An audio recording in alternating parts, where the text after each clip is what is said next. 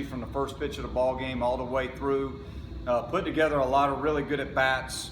Battled with 2 strikes.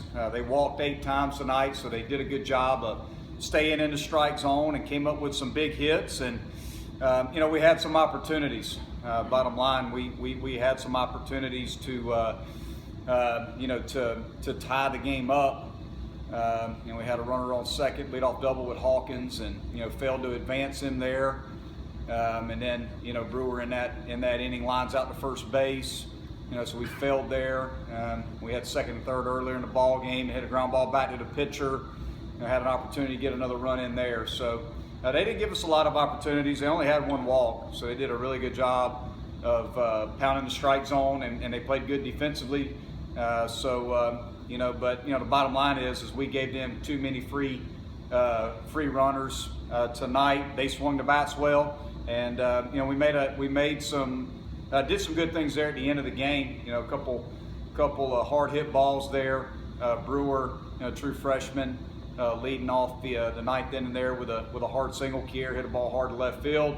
We had second and third there, and Sharp, drilled the ball to center field. So it was good to see us there at the end of the game, put together some good at bats. But as we all know in baseball, when you play good teams, when you get some opportunities to score and do some things, you got to be able to execute. And that's the reason why tonight we had 11 hits and only scored 3 runs. We should have scored a couple more runs. And but you got to give East Tennessee State credit. They were the better team tonight. They played better than us. They pitched better than us. They hit better than us. The score could have been much different than 5-3. So they were the better team tonight. We just got to continue to get better offensively and capitalize on some run scoring opportunities, because we should have scored more than 3 runs tonight. Coach, you mentioned the leadoff double by Hawkins. Did you deliberate at all on having Hall sack bunt there? Yeah, we gave him the bunt for a base hit, and he didn't do it. And then he swung through a slider to make it 0-1. So then we tried to sacrifice bunt in the 0-1 count, and he took a strike to get it to 0-2. So at that point, I wasn't going to have him bunt with 2 strikes. Yeah. Coach, we've been kind of wondering where Holt Jones has been this season. What made you decide to use him in that situation? Well, we needed a strikeout. We had they were in a sac fly situation, and we needed a punch out right there. He was the best available righty for us in that spot. To try to get a punch out. And he did a good job. He got a shallow fly ball to right field. They were unable to score the run, but then unfortunately, we walked the runner in. And then once we got to the 2-0 count, I felt like we needed to make a change. And Jackson, as a strike thrower, we needed someone to come in there and fill up the strike zone at that point after walking a run in and getting to a 2-0 count with the bases juiced. We felt like we needed to bring in somebody to throw strikes. What are your thoughts now about the 2 starts from Matt? He was a little inconsistent today, but I think he's fine. I think he's Mac's a guy that you just got to keep running him out there. He's too talented. He's got really good stuff. He got his pitch count up fairly high, and we had to get him out of the ball game. But he still threw 2 2/3, struck out 3. They hit him. They did a good job again of squaring some balls up. They had some infield hits too. Overall, he didn't throw as well as he would have liked or we would have liked. But we still believe in him. Think he's going to be really good for us, and we're going to keep running him out there. Still tweaking your lineup, but you feel pretty good about 1 through 4 right now? I do, yeah. I think Henderson, Kier, Sharpie, Hack had a big double tonight, with 2 strikes, drove in a couple runs.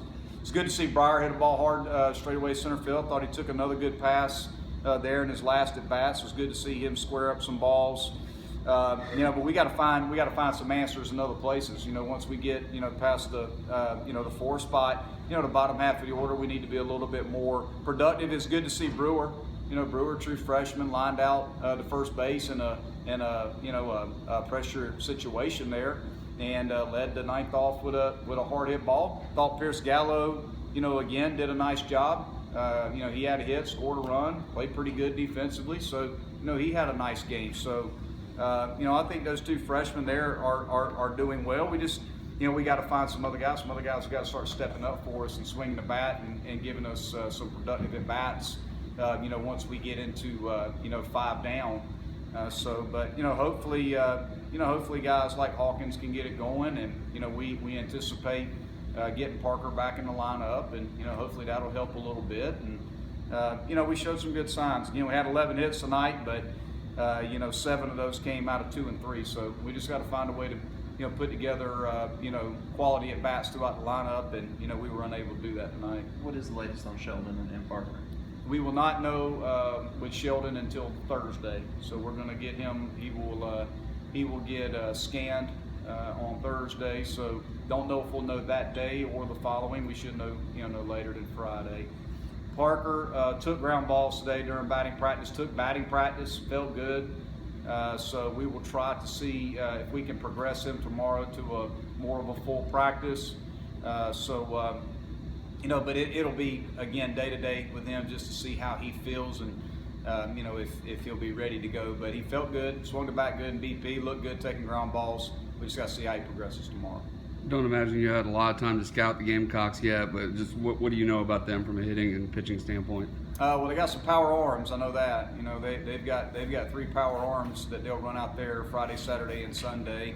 They're physical. They're a physical lineup. They're very offensive, so they're gonna swing the bats. Now, I would say they're probably a little bit more of a power-oriented offense overall, but they're an improved team. They've got a good team. So we've got a tough test ahead of us. We all know that, and we'll start preparing for them tomorrow. Is it good? Go ahead. Big picture-wise, how do you feel about your team going into this big series? Big picture, I feel like we're pitching really well, through 8 games, and lineup-wise, we got to be better. Offensively, we got to be better. But my guys know that, and I don't need to tell them that. They know we need to be better. I think the big thing is we just got to relax and compete. I think some of our guys are putting a little bit too much pressure on themselves. There's the guys are probably trying a little bit too hard. Just because they're so aware, that we haven't been scoring enough runs for our pitching staff. But it's just one of those things we'll talk about tomorrow. We just got to compete, relax and compete. And, but big picture wise, we're sitting at 7-1 through 8 games. I think it's too early to tell, who we are or what we are. And I think our guys probably understand that too. But the bottom line is we got to keep getting better, keep working hard. And we'll be excited about the opportunity to play again come Friday. Is it good to get out on the road, kind of getting away from the Kings Morgan, the hotel for the first time, get the guys out together? Well, it's great to play in a series like this. There's no doubt about that. And we know what it's going to be like on Friday night. In Founders Park, it's going to be about as competitive of an environment as the guys can play in. But that's why they chose to come to Clemson. You come to Clemson to play in the greatest rivalry in college baseball and play in big time series against big time opponents. So. Hopefully they'll embrace it because this is what it's all about.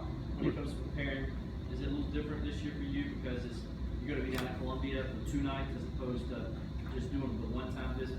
Well, I think it's going to be a little bit easier, from a travel standpoint for our guys because we go down on Thursday night, we stay in the same hotel for 2 nights, and then we come back. So, from that standpoint, you get to stay in the same city for 2 nights as opposed to 1 where you travel down, you play in Columbia, we bus to Greenville, stay in Greenville, play, and come back to Clemson. So it'll be a little bit easier from a travel standpoint for us because we'll stay in the same hotel on Thursday night and Friday night, and then we'll come back after the game on Saturday and sleep in our own beds. So from that standpoint, travel-wise, it'll be a little bit easier for our guys.